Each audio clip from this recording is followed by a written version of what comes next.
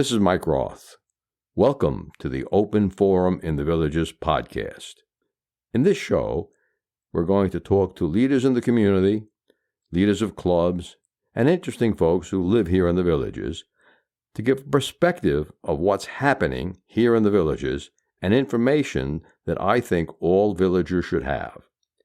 We hope to add a new episode every Friday morning at 9 o'clock. This is Mike Roth on Open Forum in the Villages. Today I'm here with John Shewchuk. John is a professional, or has been a professional weatherman. And in today's show, we're going to be talking about the villages in 2007, Groundhog Day, when the villages was hit by at least one tornado. John, thanks for joining us here today. You're welcome. Hopefully we'll never see another tornado in the villages. What do you think that possibility is? We don't know. They come and go, but 2007 was the last time we were hit, and hopefully that's the last time, but there's still a probability we can be hit again, and hopefully it's far in the future. Mm-hmm. Where in the villages did the tornado hit on February 2nd, 2007? Well, it landed, first it hit on Bailey Trail, and then it went through Poinciana, through Eagle Preserve. It crossed Buena Vista Boulevard, and it went through Sanibel, and then it crossed Morris Boulevard, still heading east. It did a lot of damage in Mallory Square.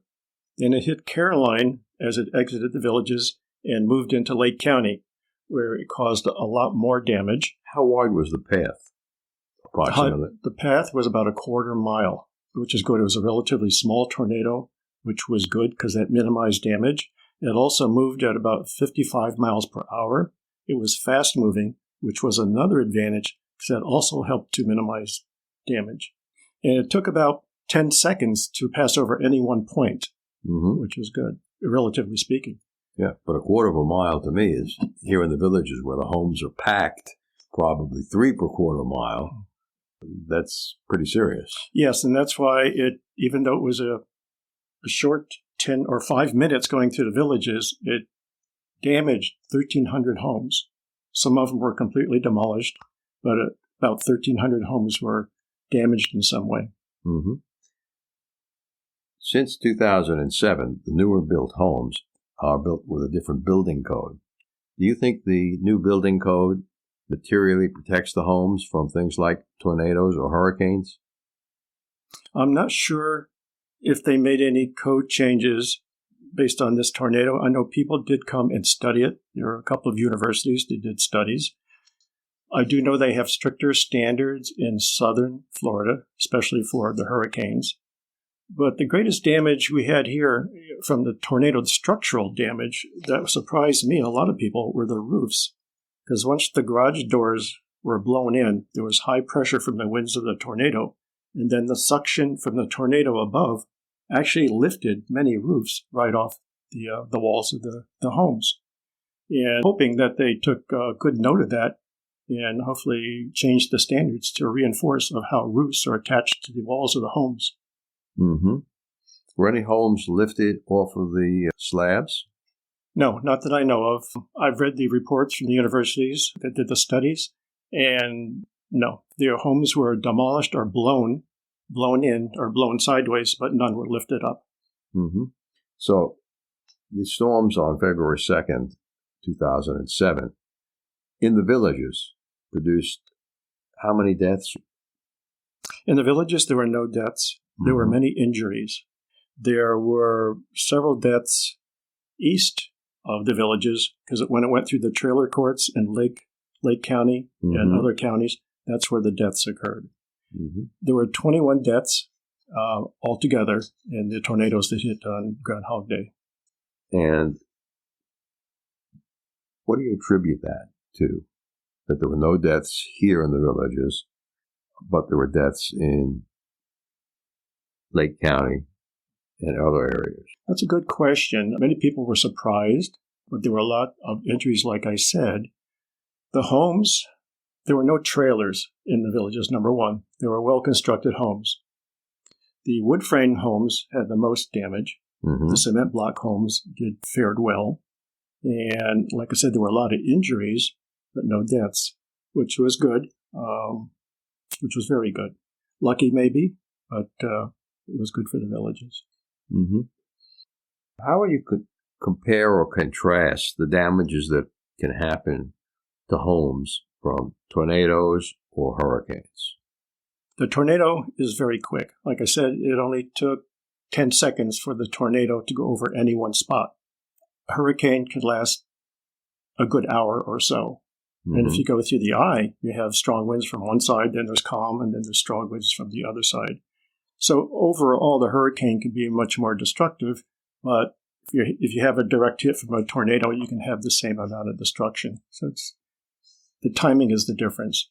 There's short time for a tornado and a long period of winds for hurricane. Okay.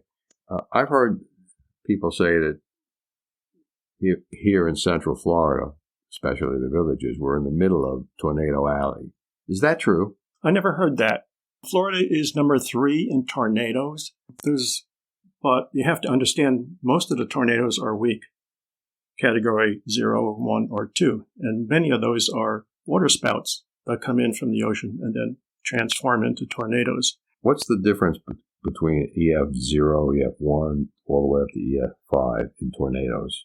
It's the wind speeds involved with them, the maximum winds. I don't have that scale with me right now. Is that the same as hurricanes? It's the same? Similar, but a little bit different. The adjustments are different. But yes, it's a matter of wind speeds. Mm-hmm. So, in your opinion, what wind speeds are most of the newer construction in the villages capable of withstanding? Oh, that's a good question. I've been accused of that a lot. Yeah. I think it was 155 mile an hour wind speeds were produced with this tornado, which caused the massive destruction of the structures. Well, that's going to blow out the windows, isn't it? Yes, that was the most common form of destruction in the homes in the villages and anywhere in tornadoes. The glass was blown in, and that's where most of the injuries come from. People would stand. They thought they were hearing hail and strong winds, but it was actually gravel and debris hitting the windows. The last thing you want to do if you think there's a tornado out there is stand near a window, because most of the injuries were from people standing next to the windows and being hit by broken glass as it blew in. So how are we warned here in the villages that a tornado is approaching? We have no siren system like they do in the Midwest. The National Weather Service has radars in Tampa and Melbourne. That's our closest ones. Mm-hmm. Those aren't very close. No. The closer would be better, but they're put on the coast primarily to warn against and observe hurricanes. Okay, and we're relatively flat between Tampa and and here. Right. What kind of signals would we get in the event of a hurricane approaching, say, from Zephyr Hills or a tornado? Right. Well, the National Weather Service, when they see it on their Doppler radar, if they see spinning, they push a button and a warning automatically goes out over the emergency broadcast system. Mm-hmm. And if you have a weather radio or some other device that receives severe weather warnings from the National Weather Service, you'll get an instant notification. Will that go out to the cell phones, like from the sheriff's department, that they have these Amber Alerts that come up, and whatever you're doing, you hear this Amber Alert signal on your cell phone? I don't know how that works, but I have a weather radio that receives alerts directly from the National Weather Service through the airways. It doesn't go through any cell towers or whatever. There are several apps on cell phones. I don't have any active right now, but they have services where you can download an app and it'll tap into the National Weather Service alert system. And I don't think that's through the police stations or through the sheriff's. For the sheriff's station. Mm-hmm. What does the weather band alert sound like? Can you play that back for us? Yes, this is the most direct way to get information from the National Weather Service is through a weather radio. It has an antenna on it to receive a signal. You can do this from anywhere in the United States and Canada. Is it an FM? Is it an FM or AM? That I'm not sure. It has an antenna. Has battery backup. Mm-hmm. But here's what the emergency sounds like. I'm going to go through the menu and get to it. And this is what it sounds like. Well, good. That's pretty irritating. That might wake you up.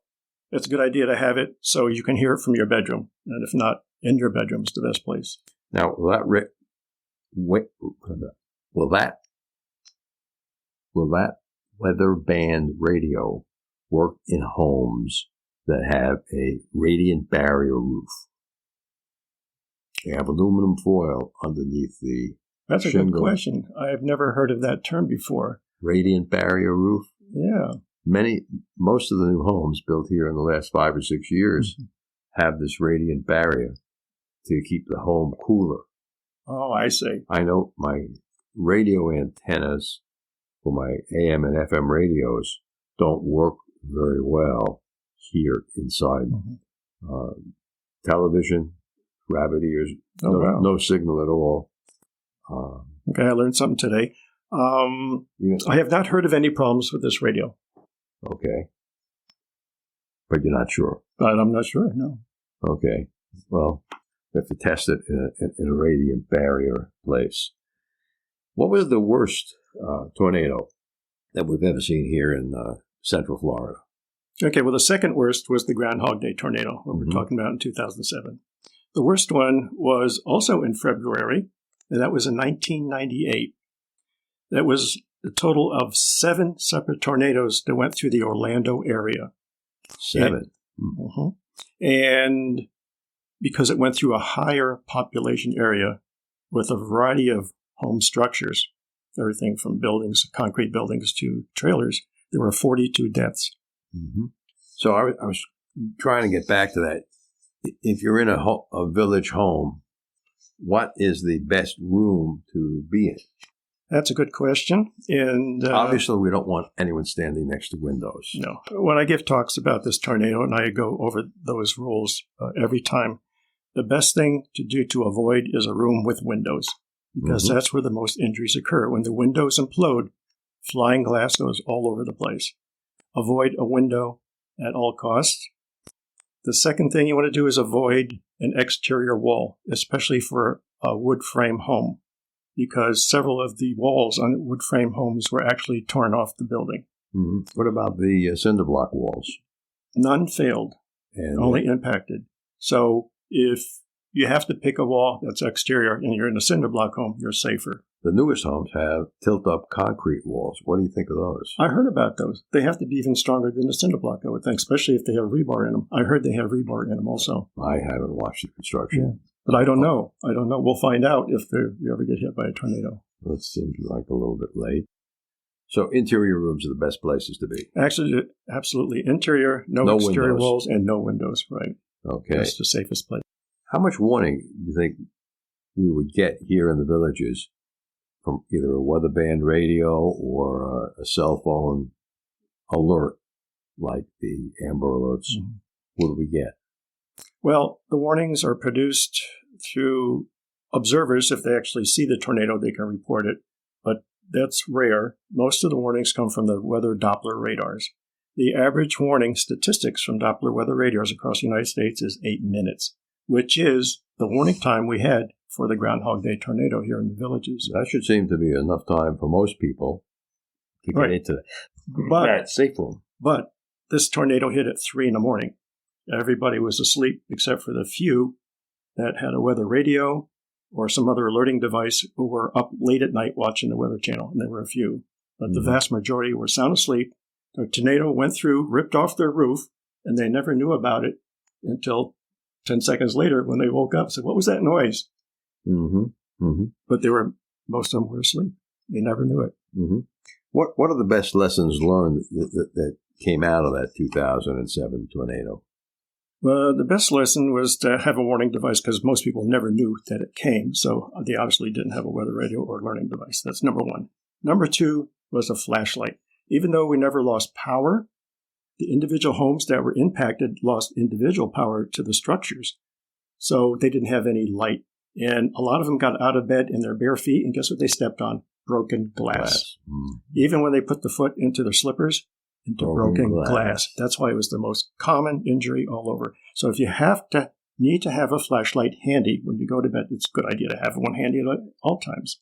And the next thing that they learned was they were missing important things like medications, keys, phones, wallets, and glasses. And in the dark, without a flashlight, those are the things you need almost immediately to try and get your life back together. So how does one do that? Put all that important stuff in a drawer, in a dresser? Yeah, I recommend you have a little go pack.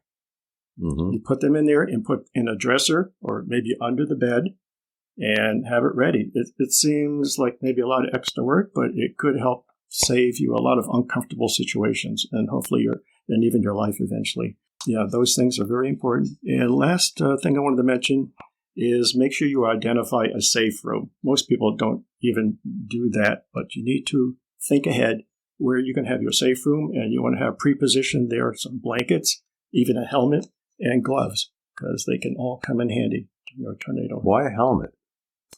Things were flying around all the time. There were a lot of head injuries from flying debris. First, there's the broken glass, but there was a lot of flying debris, a lot of head injuries. So even if you're in your safe room, so to speak, you could still experience flying debris? Yes. My wife and I have bicycle helmets. They're not the best. A football helmet or something even is better.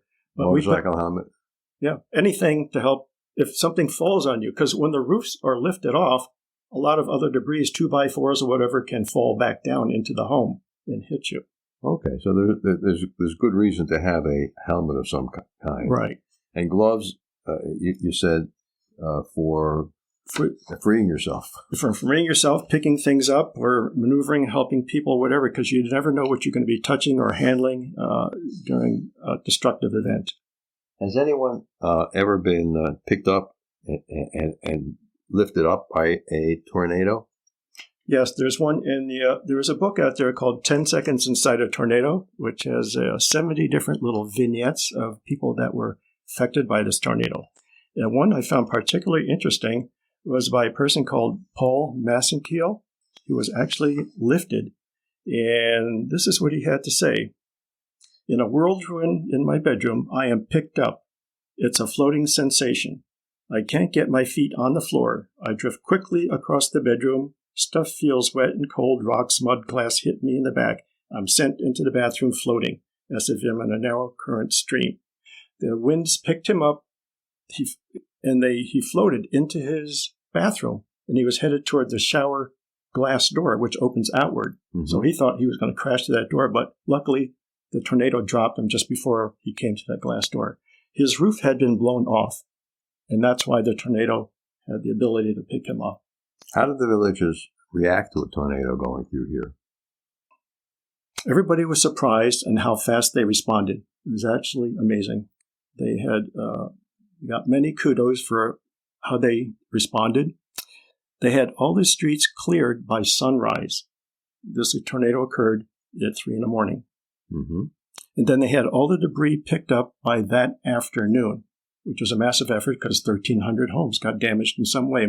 Some of them were completely demolished. And then they told all the contractors to stop all work on new construction and bring all available tarps and other tools to help cover the roofs that had been destroyed or ripped off. And then finally, they ensured that all the displaced residents had accommodations by 5 p.m. that day, which is absolutely amazing. By the time the Red Cross and other services came, they said, there's nothing for us to do. They were just absolutely amazed on how well the village's management responded and how fast they responded. How long did it take for that rebuilding effort for these hundreds of homes that were damaged? A lot of them started immediately. Mm-hmm. I was not here for that, so I don't have the details on that. Most of them were rebuilt, of course, because there are no vacant lots anywhere. They were either refurbished, reconstructed, or built from scratch from the ground up. But I don't know how long that took. Mm-hmm. If someone wanted to buy one of these Midland-type radios, where would they do it? Yeah, they can buy that at the common store, Walmart, Amazon, Dick's Sporting Goods, those types of stores. And the last I checked, it was $30. It's the Midland WR120 is the most popular brand because it's the most user-friendly. And it's the most popular in the United States and Canada. I had one of those radios, not as new as yours, for 20 years that I lived in Cincinnati. And we kept it in the master bedroom. And my wife made me turn it off because we were always getting false reports of tornado or hurricane. That still happen? Well, that's the negative side of the new Doppler weather radar. They can see turning inside the thunderstorm, but just because there's turning inside this thunderstorm, unless it comes down and touches the ground, it's not officially a tornado. Now, these Doppler radars see the turning, and when they see that, they automatically put out a warning just to be on the safe side. So there is an over-forecasting of storms because of that. Technology gives us the ability to see a tornado from a distance, but it also lets us see things that you can't tell if it's on the ground yet or not. So we are still going to get false positives. So you get a lot of false positives, unfortunately. Where's a good place to get tornado safety checklists here in the villages? Okay, we have a checklist, different checklist available on the Weather Club website. And you can go to theweatherclubvillages.com. That's theweatherclubvillages.com. And there's a link on there to download the checklist. It's in the PDF form. Good. Thanks very much, John, for being on the open forum in the villages. And if anyone has any questions, they can come to a weather club meeting. Yes. When and where are they? They meet on the third Thursday of each month at 1:30. Right now we're in transition from Bridgeport to Laurel Manor. And if you go to the website, it'll tell you who's speaking on what subject and which location it is. Next year, they will all be at Laurel Manor. How many people typically turn up at a weather club meeting? Well, we have about 150 on the list. And depending on the subject, it can be anywhere from 30 to about 100. Great. Thanks for being a guest today, John. You're welcome. Good. Remember, our next episode will air live next Friday at 9 a.m., or should I say pre-recorded, but that's when it'll be released on our regular subscriptions. Bonus subscribers can get early access to episodes. Should you want to become a sponsor of the show, contact me at mikeroth@rothvoice.com. If you know someone that you think should be on the show, send me an email at mike@rothvoice.com. I want to thank everyone for listening to the show. The content of the show is copyright by Roth Voice 2022, all rights reserved.